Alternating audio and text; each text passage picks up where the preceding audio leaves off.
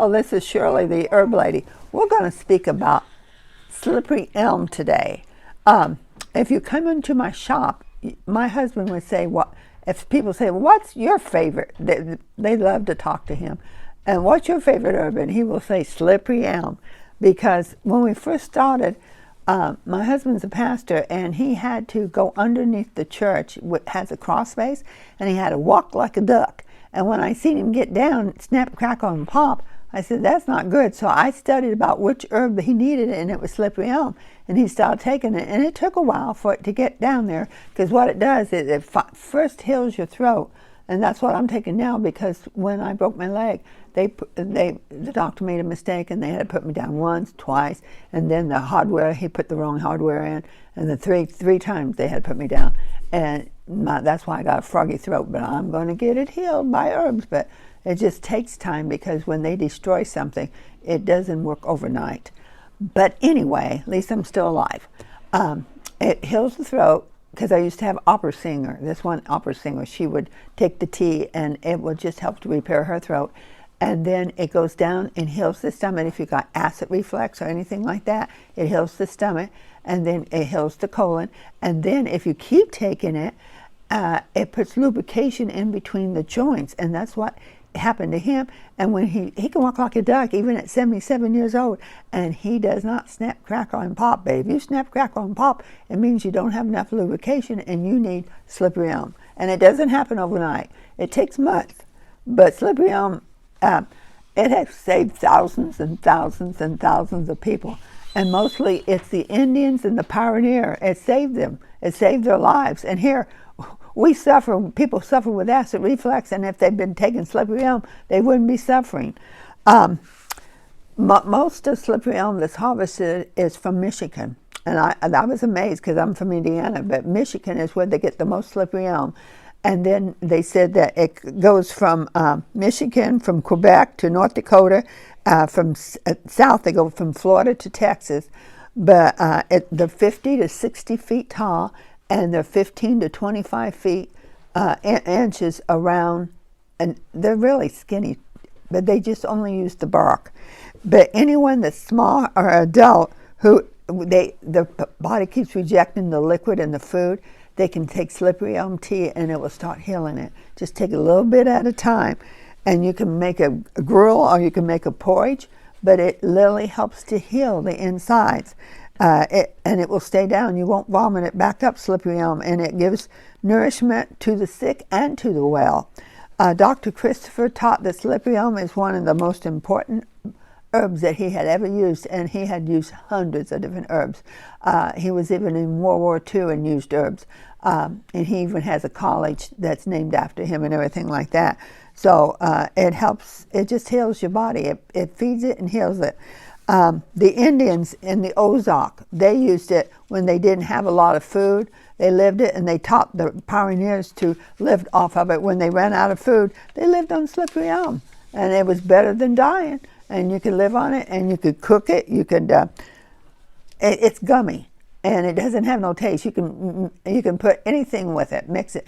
One of my herb ladies, what she liked to do, because she had stomach trouble, she mixed it with applesauce, and she fixed it. But now what we do is I put mine in my shake, and I just had some yesterday, and it was 2 cups of water in a blender, and 3 scoops of loving peas, and 2 scoops of carob, and 1 heaping tablespoon of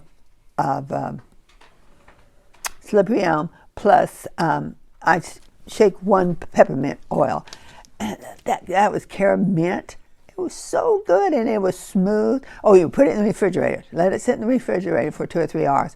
And it looks like chocolate pudding, but it's carob pudding. And it tastes so good, and it feels so good for your stomach and for your throat and everything like that.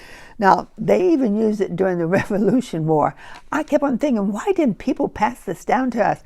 Even when I sent it to my mom when she was alive, because she was having some stomach trouble, she said, "Oh, Shirley, I used to go down to the creek and get it for Mom. She's the oldest of 10 kids, to make tea for the sick. I said, why didn't you give it to me? She said, oh, they said it was too old-fashioned.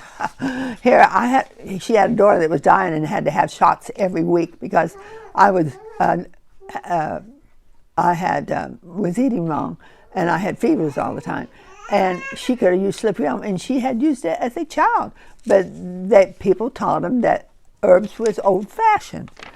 In 1746, Dr. Beach reported that the tea was for the digestive system, and he said it's better than gold. He said he used it for almost every person that walked in there that had stomach trouble, and he said it was worth better than gold. He said he'd never have it than gold. In the Revolution War, they used it as a source of energy, and they even helped the soldiers that came back and they didn't have a leg or an arm or something. They supported themselves by using slippery elm and sassafras and made a jelly out of it, and they sold it, and they lived off of that money that they sold making sassafras and slippery elm jelly. The Indians used it along, and they taught the pioneers about using slippery elm and Valley Forge. And I already knew about this, about George Washington. His soldiers lived on it for 12 days. All they had, they was waiting for the food to come in. It hadn't came in, and they lived off of slippery elm, nothing else.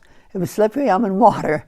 It was a gruel. They made it, really thick gruel. I guess they could go out and find some wild onions or something like that, but it has no taste to it. And so that's what they'd had for 12 days, but it kept them alive. And it's got the same protein in it as oatmeal does. And so, in fact, they said it's the first food that you should ever give a baby after it gets its two pointed teeth in. That's when they have enough high caloric acid in the bottom of the stomach so baby can start eating. Slippery elm is one of the main things you're supposed to start giving a baby. Slippery elm is useful for inflammation. It draws out all kinds of toxins. It heals rapidly and greatly strengthens as it heals. So it does a lot of stuff. And it's especially good for irritation and inflamed surface. Other food you cannot hold down, but slippery elm you can hold down. I mean, it's just a kind of like a neutral food. It will not irritate your stomach at all. It normalizes your bowel function. It can stop diarrhea and help to have a bowel movement if you haven't been having bowel movements. And they said take slippery elm and sweeten it with a little bit of honey and a little bit of cinnamon and use it for your breakfast because it just repairs. Or you can beat up an egg and slippery elm and pour almond milk over it and eat it like that, and eat it 3 times a day, and it can repair gastritis, mucus, and colitis. Slippery elm is useful because it neutralizes stomach acid. And a lot of people has a lot of acid because they're eating against their blood type. Slippery elm is wonderful in correcting coughs.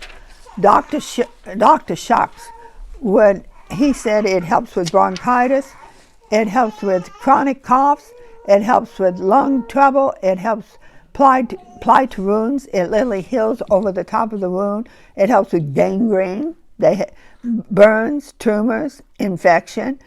It soothes and draws out poison in the wounds of the infected. It helps to heal broken bones. You can eat it and heal your body at the same time. One of the good recipes that you can make for you and your children or your grandparents, it's something that will really heal. Grind up some dried fruit that you like and some nuts, grind them up, and sweeten a little bit of honey, add slippery elm to help bind it, and then equal slippery elm and carob, and coat the balls with carob or with slippery elm, and then put it in the refrigerator. And it says, this is delicious, great substitute for candy. So if you can eat candy that's natural, that will repair your body and heal your stomach and keep your colon going, I think that is great. And carob is also, I know if I ever get diarrhea, if I know it's not from a bacteria or virus, it's just from something that I ate wrong or something like that, I just take some carob and it stops it instantly. And this is called a slippery elm delight. It says take a handful of agar, that's A-G-A-R, and put it in 3 cups of water. And then it says heat until it melts. This agar is good for like gelatin. And then 2 tablespoons of slippery elm, 4 tablespoons of chia seeds, 4 tablespoons of flaxseed, 1 mashed banana. If you're O and B, now if you're A, do not touch a banana because it does not break down in your body.